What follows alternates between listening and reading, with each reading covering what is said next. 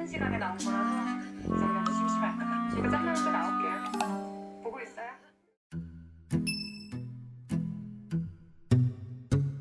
So, not to brag, but I have a pretty amazing talent. I can focus on Netflix shows, K-dramas, and anime to the point that I'm so emotionally invested that I completely forget who I am or what is going on in my life, and I basically feel like a ghost. And I can also play and focus on games like Sims 3 or 4 for up to 12 hours straight. When I was 14, my record was 30 hours in one weekend. And I can even focus so intently on Instagram and TikTok that hours can go by and I won't even notice. Unfortunately, this miraculous ability of mine disappears the moment I'm faced with anything that I don't feel like doing, especially things like calculus, doing house chores, or the beginning of my video editing process. In that moment, suddenly my brain is floating around everywhere like a cloud, and I have the attention span of a squirrel.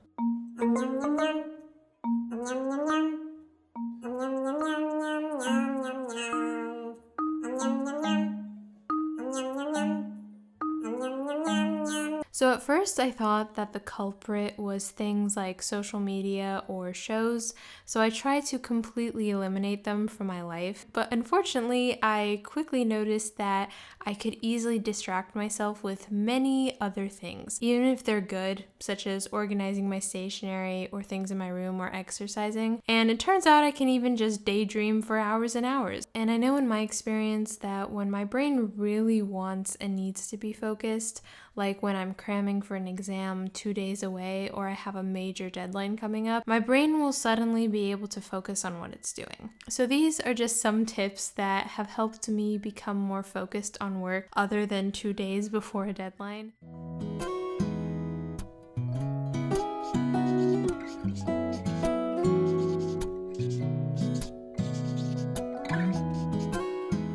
When I'm really struggling to stay focused, I give myself a reason to want to stay focused and really be invested in what I'm doing. So I still do this today when I feel like I'm struggling to finish or focus on something. And I actually use this technique a lot when it comes to the editing process because, believe it or not, sometimes I feel really overwhelmed when I have 3+ hours of footage to go through and tons of little editing effects to do. So whatever task I'm really struggling to focus on, I break it down into really manageable bite-sized pieces. And then I reward myself with something I really like or want to do, such as a show or game, after I've completed that bite-sized piece. So you'll have to figure out what slice works best for you, but I usually make each one to be around 1 to 2 hours of work maximum, and the reward is usually something like 20 minutes of an episode of something. In the case of something that I'm really struggling with, I find that this method works better than the Pomodoro method since it's something that I really don't want to do and it forces my brain to focus on finishing the tasks as efficiently as humanly possible and actually really be focused. Person A can complete a task in 20 minutes if they're trying really hard and they're really focused, and person B can complete the same task with the same quality of work done in 3 hours. And ultimately, especially when you really don't want to be doing something, it's better to be person A and try to get it done as fast and efficiently as possible. And that's why I prefer when it's something that I feel really overwhelmed with and I'm struggling to focus on, I like to break it down into those bite-sized pieces and then just like give myself the carrot at the end of each task. And it kind of creates a positive reinforcement cycle since I'm not only getting to watch or do something that I really enjoy, but I'm also feeling proud that I actually got something done and I can tangibly see that I finished something and I can cross it off my list. And then it just overall helps create a more balanced and healthy relationship between entertainment and work.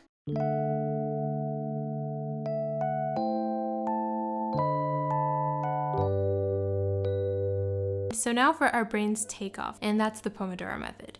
And I've mentioned the Pomodoro method dozens of times on my channel, and it really works well for items on my to-do list that aren't really terrible and that I don't really struggle very much with, but I still need to get done. I personally like the 50 to 10 Pomodoro session the most since I get a longer break, and I also get more deeply invested into my work. But you can just try out, it can be 3 hours to 30 minutes, 25 minutes to 5 minutes, whatever works best for you. And so some extra advice on the Pomodoro method, at least what works for me, is I like to use a fun app like Study Bunny or Forest to track the Pomodoro sessions. I just feel like it gives you an extra incentive to focus, and it also turns it into a fun game. And so in between my Pomodoro sessions, I like to just do things that calm me down and can still help me stay focused. So what I like to do is either just chill outside for a bit, play with Arwen, my cat, do my nails one at a time. Obviously, I can't do all of them in 10 minutes. Play Tsuki Adventure, which is a super chill game that I've been playing for I think almost a year now. It's totally not distracting, but it's really entertaining once you get into it. It's just so chill. I love it so much. I like to watch shows or YouTube videos that are very much ambient space, like Laid Back Camp, the anime on Crunchyroll, or YouTube channels about cute animals. I also like to make the titles for my notes or like little doodles, or just find pictures for my notes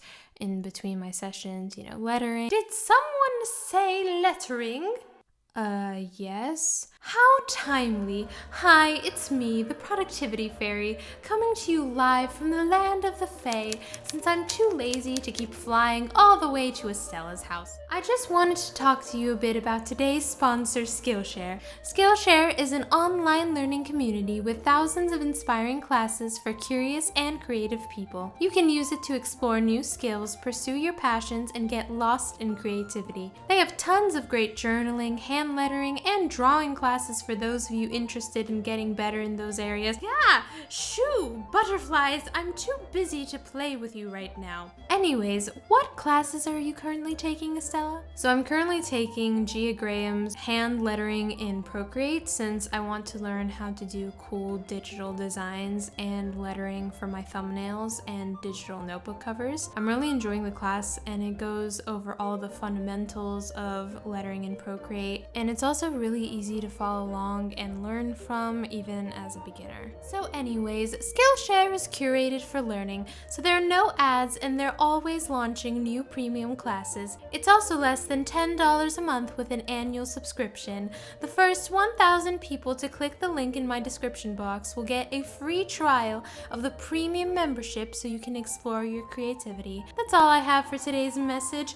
Goodbye!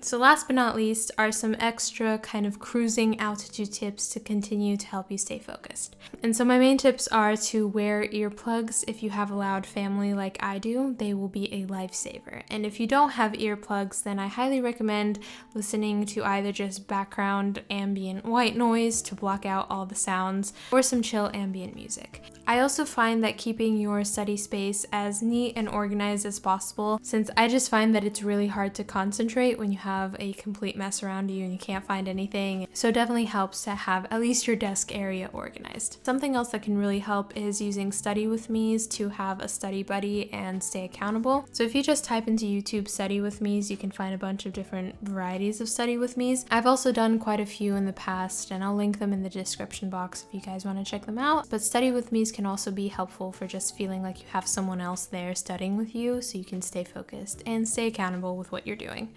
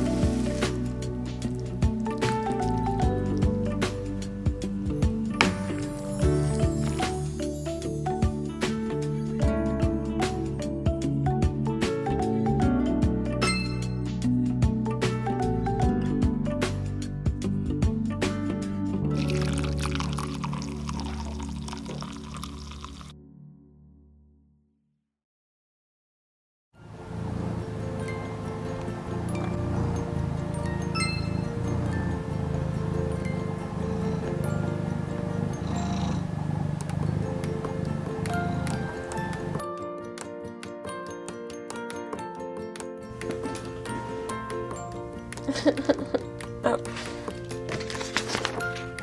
Wow! Wow! Wow! Wow! Wow! It's your echo. What's my echo? An echo is a sound you can listen in the mountain. Like this. You don't know, yeah.